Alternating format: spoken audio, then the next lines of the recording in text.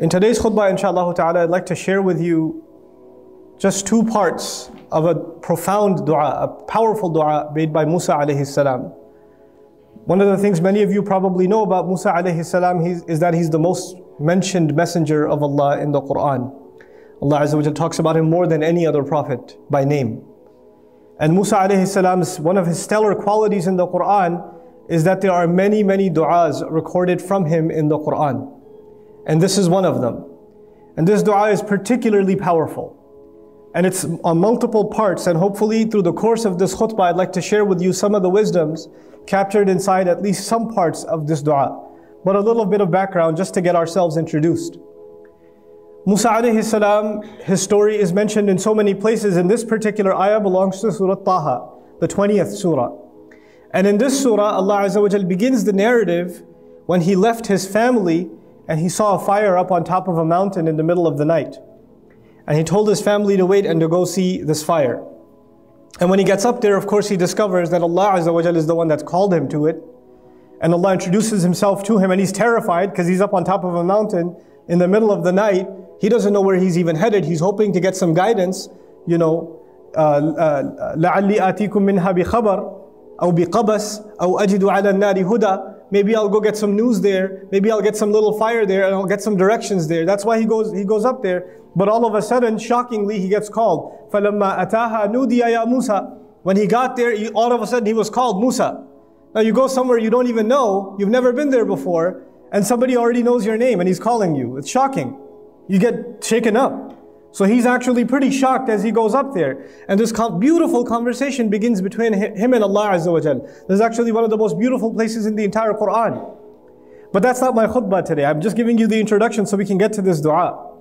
Now in the course of that talk that Allah was giving him through the fire, Allah Azza wa Jal told him to throw his stick, his staff, al-asa.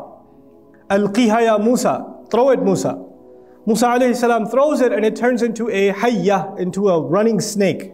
A poisonous snake in Old Arabic is also called a hayya. A snake whose fangs are out is also called a hayya. So it's running around, the snake is running around. And then he tells him, خُذْهَا وَلَا تَخَفْ. Grab the snake, grab it and don't be afraid. Now you tell me, as a normal human being, grabbing a snake and not being afraid, it's almost impossible. And yet Allah Azza wa Jal trained Musa alayhi salam to take this task on, to grab the snake and not be afraid. And at this point you notice Musa alayhi salam doesn't say, La astati' ya Rabbi. I can't do it, Ya Rabb. No dua to Allah to say, Ya Allah help me. He just does it. وَضْمُمْ يَدَكَ إِلَى جَنَاحِكَ تَخْرُجْ بَيْضَاءَ مِنْ غَيْرِ سُوءٍ آيَةً أُخْرَى. Put your hand in your pocket, in your sleeve, you take it out, it's going to be white. Another miracle I'm giving to you. لِنُرِيَكَ مِنْ آيَاتِنَا الْكُبْرَى اذهب إلى فرعون إنه طغى. This is to show you from the greatest of my miracles, of our miracles. Go to Fir'aun. He's rebelled. Now so far Allah has asked him for a few things, some pretty shocking things. He's asked him to grab a snake. He's asked him to, his hand has changed in color entirely. I mean, your physical being. This is not just your clothes, it's part of yourself. When part of yourself completely changes, imagine someday you notice a big mole or a growth, or your skin color is totally changed. What would you do? You'd be in immediate shock. What's going on? Am I okay? I need to go see a doctor. I need to go to the hospital. Something's wrong. But Musa alayhi salam has no reaction. He's fine to all of this. But when Allah tells him, اذهب إلى فرعون إنه طغى. Go to Fir'aun. Go to Fir'aun. He's the one in fact that is rebelled. At this point Musa alayhi salam makes dua. This is what the first amr that Allah Azza wa Jal gave Musa alayhi salam. This is the first command Allah gave Musa alayhi salam, that he didn't just do it. He said, Ya Allah, before I do it, I need some help. And so now we're learning that when Allah tells us to do something, and it's hard. Sometimes we think things are hard, but if you have courage, Allah will let you do it. But you get to a point where you think, even I, with all my courage, this is even too hard for me. That is the time you turn to Allah and you don't say, Ya Allah, I can't do it. You ask Allah for what you need so you can do it. You ask Allah for what you need so you can do it. So let me repeat this point because it's of paramount importance. There are people who, when they come across the command of Allah, they come across something Allah expects them to do, their reaction is, Ya Allah, I can't do it. Ya Allah, la aqdir. فأنا عاجز. I'm not capable. It's above my capability. There are other people that the dua here suggests, Ya Allah, I know I can't do it, but Ya Allah, give me what I need so I can do it. I'm going to try anyway, but I think I'm going to fail. I'm going to try anyway. But if you can help me, by your help I will succeed. So we don't start with I can't do it. Every time you get to a point where you say and I say I can't do it, we turn to Allah in dua. That's our iman. We turn to Allah and we ask Him for help, because actually the realization is we can't do anything on our own anyway. It is from the help of Allah. It is by the qudra of Allah, by the kun from Allah, that everything comes to be. But we have to do our part at least. So now what does he ask? It's incredible. He's going to go to Fir'aun and go talk to him. He could have asked for a lot of things. Now imagine what he has to do. I want you to understand what he has to do. He is a fugitive, alayhi salam. He killed someone by accident and ran away from Egypt. So the moment he goes back, the first people he has to deal with is the military and the police. Because they've been looking for him. They've had a warrant out for his arrest. He's wanted for murder. He's not welcome back in the city. He can't just walk in. And he's not just somebody who people won't recognize. He lived the life of a prince. He lived in the castle. Everybody knows his face. So he walks in. People go, is that Musa? And word will spread immediately. And when word spreads, obviously the police will find out. And when they find out, their instructions among them are not to arrest him. إِنَّ الْمَلَأَ يَأْتَمِرُونَ بِكَ لِيَقْتُلُوكَ. The chiefs, the police chiefs had already made a plan that as soon as they see him, they're not going to arrest him, they will kill him. So imagine the police aren't looking to arrest the criminal, the police are told shoot to kill. The kill order's been given. Now Allah is telling him, don't go to Egypt. Going to Egypt may be even easy. Maybe you can hide and get into Egypt. And not even go back to, see your mother or go somewhere to see your brother. Go to who? Fir'aun. Idhab ila Fir'aun. Where's Fir'aun? He's sitting outside at the train station somewhere? Fir'aun is up in the castle, in the most secure building in all of Egypt. So he can't hide. He has to go directly all the way to the doors of that White House back in the day. And he has to knock on the doors of security. And he has to say, I have an appointment with Fir'aun. And all of these police officers and all the security guard, what are their instructions? Kill him immediately. Kill him immediately. So I would expect that he would turn to Allah and say, Ya Rab, you want me to go talk to Fir'aun? Can you deal with his army? Can you put them all to sleep so I can go talk to him? Or can you pull him out of Egypt so I can talk with him over here? It might be safer for me. Or can you just magically fly me over there and I'll just end up in the castle and I can talk to him and my problem is solved. You want me to speak to him? I'll speak to him that way. Because I won't even get to him. How am I even going to get to him? But he asks for none of this. He asks for none of this. Actually, in this dua, what he asks for is remarkable. He says, أَوَّلًا رَبِّ اشْرَحْ لِي صَدْرِي. Ya Allah, my master, expand my chest. When he thinks about going to Fir'aun, all of these thoughts are going in his mind and he's becoming nervous, he's becoming scared, he's becoming worried. Am I going to be able to do this? Am I going to get killed? Ya Allah, the first thing I need to do to fulfill your command is I need to calm down. And sometimes when I get nervous and I get scared or I get, I get full of emotion, overwhelmed, depressed even, then sometimes we can't even control our own emotions. Allah is telling us in this ayah that even the best of us, sometimes we don't even have control over our own emotions. Allah has to give sharh al-sadr. Allah will calm the heart down. Ya Allah, before I do what you want me to do, I have to be calm in my heart. Rabbi shrah li sadri. Subhanallah. The first thing you need is itminanul qalb.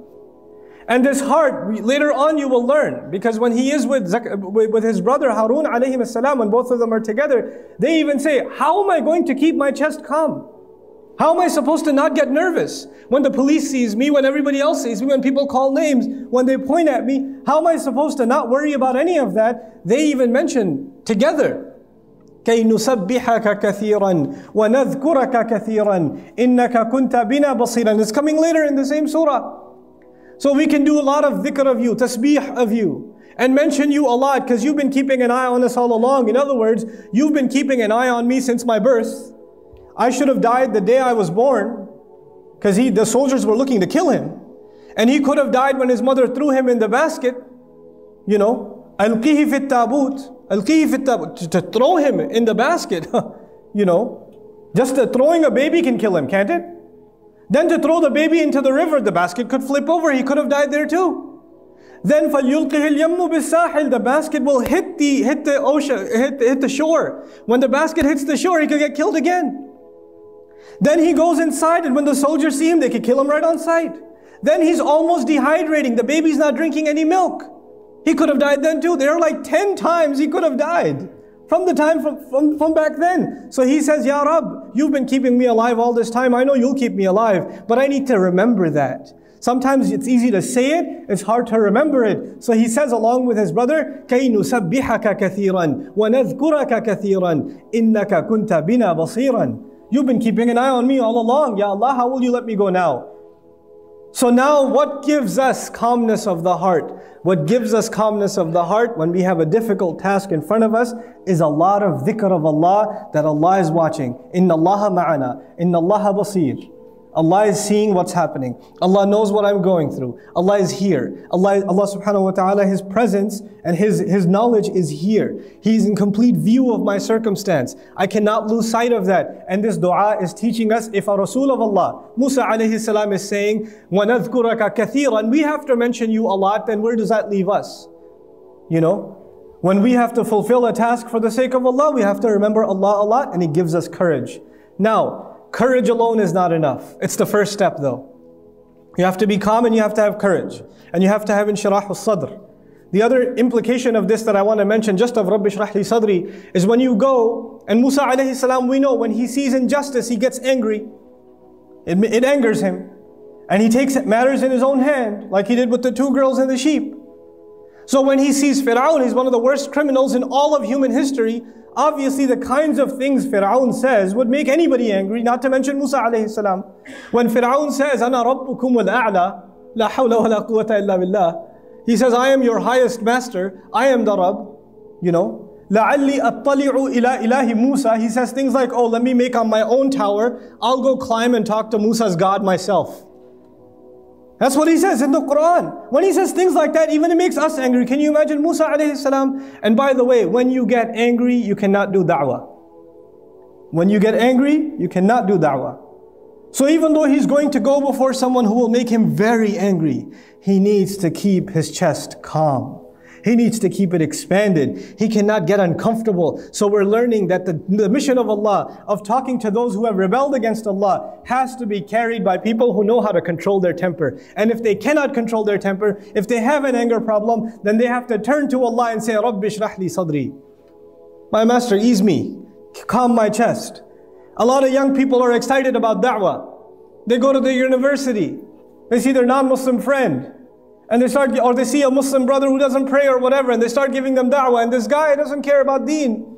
And he starts saying some ridiculous things that make you angry. Well, the Quran, you know, it has some contradictions, or I don't know, I don't really believe in hadith, or whatever. They say some stupid things. And then you hear that, and you go, what? It's kufr, man. And you get so angry at them. And that's the time to remember, Rabbi shrah li sadri. Rabbi shrah li sadri. If Musa alayhi salam has to speak with Fir'aun, وَقُولَا لَهُ قَوْلًا لَيِّنًا قَوْلًا لَيِّنًا لَعَلَّهُ يَتَذَكَّرَ وَيَخْشَى, then what does that leave you? The guy sitting next to you in the restaurant is not Fir'aun, buddy. Relax. Relax. Take it easy. People can say obnoxious things. This guy used to say he's God himself. And Allah said, be nice to him too. Be nice to him also. So we need to learn to calm down a little bit. This is the meaning of this dua. What's the point of these du'as if we don't reflect on them? And we don't understand what Allah Azza wa Jalla is saying. قَالَ رَبِّ اشْرَحْ لِي صَدْرِي. Ya Allah, keep my chest calm. I need to have confidence and I need to have calmness. Also, sharh al-sadr, another meaning of that is there's discomfort, there's fear, there's depression, there's anxiety. In emotions, there are a range of negative emotions. There's a range of negative emotions. And what are the positive emotions? Calmness, relaxation, happiness, confidence. Right? These are positive emotions. When somebody, in Old Arabic, when somebody experiences positive emotions, then they are said to have inshirah al-sadr, then their chest is open. And when someone is uncomfortable emotionally, they're stressed out, they're depressed, they're scared, they're angry, then that is called sadrun dayyiq. That's a tight chest, you know? Or haraj fi sadrihi. Lahu harajun fi sadrihi. He's got haraj in his, he's got tightness or discomfort or uncomfortable feelings in his chest. And so Musa alayhi salam is saying, Ya Allah, this is a pretty tough job. There are times where I'll be afraid. There are times where I'll be angry. There are times where I might even get depressed because I see no results. These guys not changing. I might go through a score of negative emotions. And Ya Allah, you need to give me something that will keep me emotionally stable and positive. The da'i, the one who goes on the mission of Allah, the one who calls others to Allah, has to remain positive. Depressed people, scared people, nervous people, and angry people can't carry Allah's job. That's a big job. You have to have people that are happy, that are calm, that exude positivity. When people are around them, they become positive. They want to be around them and not run away from them. That's the kind of people du'at have to be. Now about the mission itself very quickly. He says, Rabbi shrah li sadri, and then he says, wa yassir li amri. And Ya Allah, you make my mission easy for me. You make my mission easy for me. You're the one who gave me this mission. But as skilled as Musa alayhi salam is, and Allah's choice is perfect. When Allah chose Musa alayhi salam to take on Fir'aun and to challenge him, there's no better qualified candidate on the face of the earth at the time than Musa alayhi salam. So Allah knows what He's doing. He's right for the job. And now we're learning, even if you're the most qualified to do a job, your qualifications, as good as they are never enough. Allah has to make ease on His end. Allah will make ease on His end. And these two things have to come together. Musa alayhi salam has to make his effort. But his effort alone will not give victory. It will come when Allah makes the task easy. You see, there are two sides of this that I'd like to explain as simply as I can. For myself and for all of you to remember, inshaAllah ta'ala. It's a concept of our book. It's a concept that our messenger taught alayhi salatu wasalam in many different ways. And this is just one example of them. There are some people who believe that they can accomplish anything. They can accomplish anything. And there are, positivity seminars and self-help programs and motivational programs and entrepreneurial programs. And these gurus charge thousands of dollars to come to their program. And they say, you can do anything, man. You can make $1 million this year. And people are sitting there going, yes, I can. Yes, I can do that. You have to believe in yourself. And then people are like, yes, I can accomplish anything I want. And they're like, they walk out of there. Everybody walks out like Fir'aun. Like, I can do anything. I believe in myself, which is actually part of that is a good thing. To believe in yourself is a good thing. It's not a bad thing. But you know what? If you only believe in yourself, and if you incorrectly believe in yourself, it becomes kibr, becomes arrogance, it becomes a disease of the heart. How do you balance that? How are you supposed to have confidence in yourself and humility at the same time? On the other extreme, you have people who say, Ya Rabb, you do everything. I am nothing, so I can do nothing. Nothing I do means anything because you're the one who controls everything. So this guy doesn't apply for a job. He doesn't go out and get a degree in college. He doesn't pursue an education. He doesn't take care of his family. And when you say, why don't you do anything? Allah will provide. Akhi, I am nothing. What can I do? I'm just a miskeen. There's two extremes. One guy says he can do everything. The other guy says he can do nothing. Our deen teaches us a balance in between. Allah is the one who gave us our capabilities. It is a trust Allah gave you. It is a trust Allah gave me. Your intellect, your physical strength, your talent, your work ethic, your ability to get work done, that ability came as a gift, as an amana, as a trust from Allah. And then, after He gave you this gift, it is a violation. It's kufranun ni'mah. It is being ungrateful that you don't work to your full potential. This is why the Messenger of Allah sallallahu alaihi wasallam said to us, to the believers, that whenever you do something, فَلْيُتْقِنْ, and you should do it to perfection. Allah made you fi ahsani taqweem, in the best possible way. Why should you do anything less? There should never be a college student who's Muslim who accepts mediocre grades. It shouldn't exist. There should never be a Muslim running a business who just kind of does business. He should be the best at his business. There shouldn't be an okay Muslim doctor. He should be the best doctor there possibly could be. There's an amana Allah gave you, Even if you're a taxi driver, you're the best taxi driver in town. Doesn't matter what you do it the best. Nobody does it better than you. That's the attitude of a Muslim. But What balances that attitude and what keeps it from turning into arrogance is that you constantly remind yourself, on the one hand, my ability is not mine. Allah is the one who gave me this ability. وَاصْطَنَعْتُكَ لِنَفْسِي, Musa is told, I crafted you for myself. I made you the way you are. All of your abilities are actually given by me. So you remind yourself of that. And then whenever you think of a task, a mission, and we think to ourselves, yeah, that's easy, man. I've done it 100 times. I could do this. You know, kids that are good at math, you give them a math problem, they say, easy. Psh, nothing. You know, you tell some kid, you know, I need you to do this work or that work. Yeah, I've done this. I got this, man. It's easy for me. Actually, even when it's easy for you, as a matter of iman, to remind ourselves that it's not easy for you because you're awesome. It's easy for you because Allah made it easy for you. And you know what happens to people? This is the last thing I'm sharing with you, inshaAllah ta'ala. There are people who Allah makes many things easy for them. Please listen to this carefully. Allah makes many things easy for them. For some of you, Allah made money easy for you. It's just easy for you. For some of you, confidence is easy. It's no big deal. Other people get nervous, you don't get nervous. For some students of mine, studies are easy. Like I teach Arabic. Some of my students, wallahi, I can tell Allah made Arabic easy for this one. And the other one, مَا خُلِقَ لِدِرَاسَةِ الْعَرَبِيَّةِ. He wasn't made to study Arabic. He's the smartest guy in his field. He will be a PhD in physics. He can't do mudaf and mudaf ilayh. He can't do it. You know? He wasn't made for it. It's tough for him. Not everybody's the same. Now what happens is when people get used to success, Allah makes one thing easy, then He makes the next thing easy, and then makes the next thing easy, and the next thing easy. Is everything always going to be easy? No, sometimes you will fail. There's a student who gets used to getting 100 the first time, the second time, the third time, the fourth time, and the fifth time he gets a 50. All of a sudden. And he's used to what? 100. So he said, oh, forget it. I am worthless. Allah is no longer with me. You know, what's the point now? Because you get used to riding so high that one little failure, one setback, and you're just crushed. You are completely crushed. What's the point? I'm dropping out of school. I don't want to do this anymore. I hate this.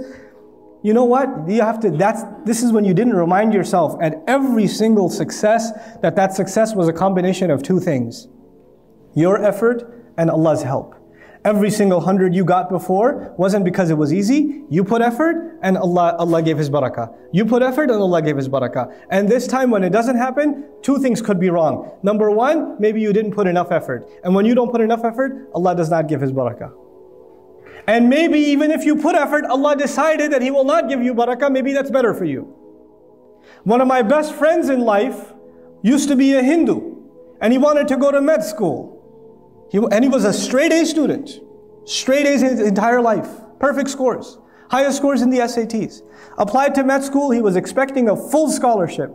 He got rejected. He was completely shattered. He ended up in a different university. He decided to do computer science instead. And he's still a Hindu. He's completely depressed. Except he met people in his new college, Muslims, who he started hanging out with, and within 2 years he took Shahada. And he looks back now, he goes, thank Allah I didn't make it to med school. When I failed med school, I thought it was the worst thing that ever happened to me. And now I look back at my life and I say, I failed med school, it is the best thing that ever happened to me. You know? His kids are memorizing Quran. Can you imagine? His kids are memorizing Quran. His father, when he became Muslim, they dragged him to, his father got so shocked, he took him to India to beat Hinduism back into him. And he ran away from them, came back. You know? Now his kids are memorizing Quran, subhanAllah. So sometimes we have to have trust in Allah. We get used to riding a high wave, and one little setback comes and we lose our trust in Allah. And then there are others who Allah gives you one difficulty, then He gives you another difficulty, then He gives you another difficulty, and He gives you another difficulty, and you start believing that I will never accomplish anything. My life is just difficult, man. Everything is hard for me. I keep getting fired. I keep failing my tests. I keep doing that. You get depressed. And even this one has to remember that success in this world, everything that happens is a combination of two things. I have to put in my effort, and Allah will make the task easy. I know I said last, but I have 1 minute left. Might as well use it for something. I'll share this last thing with you. There are two parts of this dua so far. It's not even the whole dua. I just wanted to share these two statements with you. رَبِّ اشْرَحْ لِي صَدْرِي وَيَسِّرْ لِي أَمْرِي. There's a sir balaghi. There's a very beautiful eloquence to this statement. Allah is teaching us that if you have a calm heart, if you have a positive attitude, and you have tawakkul in Allah, and you put your work in, then Allah will make your mission easy. But if you start with the attitude, I know it's not going to work anyway, but I'll try. You already began with a defeated attitude, Allah will not make your task easy for you.